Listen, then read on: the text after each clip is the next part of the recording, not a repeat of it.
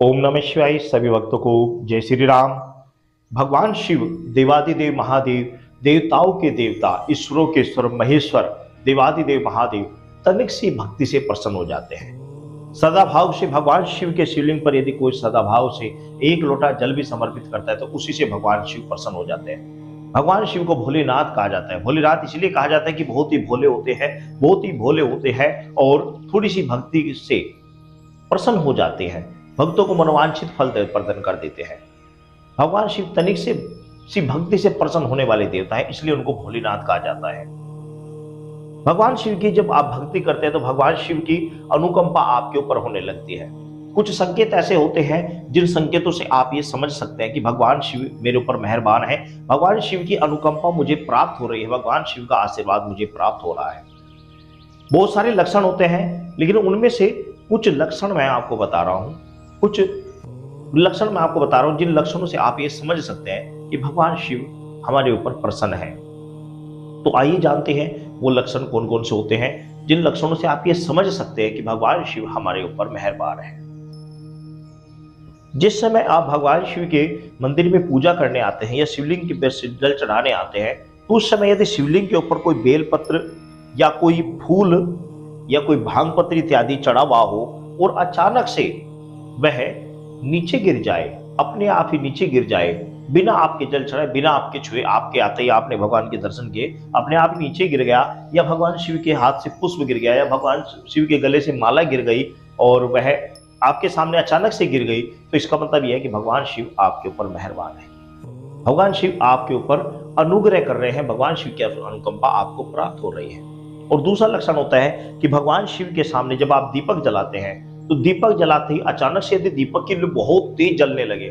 अचानक से बहुत तेज और फिर कम हो जाए, फिर तेज हो जाए, तो इसका मतलब यह है कि भगवान शिव आपके ऊपर अनुकंपा कर रहे हैं, उनकी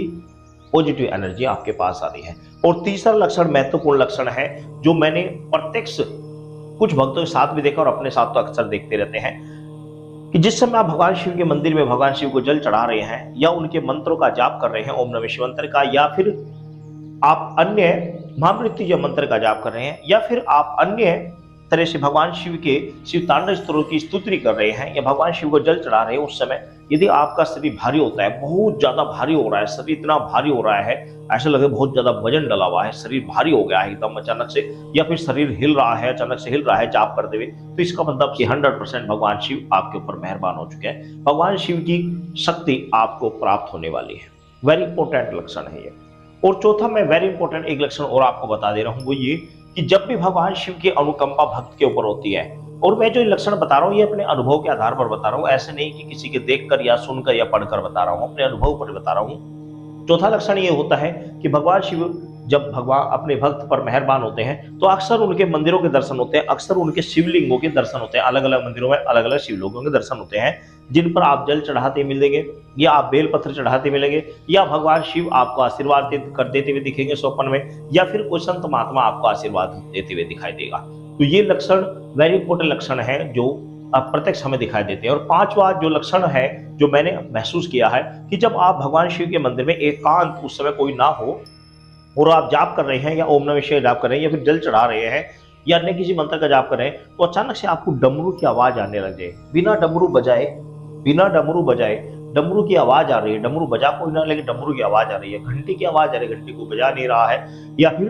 तुरतुरी की आवाज आ रही है। अब तुरतुरी क्या होती है ये आपको पता भी नहीं होगा शायद। भगवान शिव के यहाँ पर कभी आपने देखा होगा सींग की बनी टंगी रहती है, उसको तुरतुरी बोलते हैं,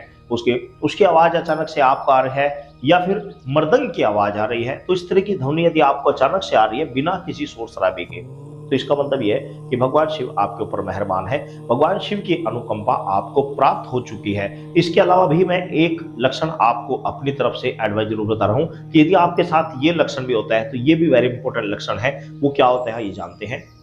मंदिर में अचानक से कोई पुजारी आपको जानता भी नहीं है, आपको जानता नहीं है, जानने वाले तो अलग है, अचानक से आपको जानता नहीं है, अचानक से शिवलिंग से कोई प्रसाद उठाकर आपको दे देता है, अचानक से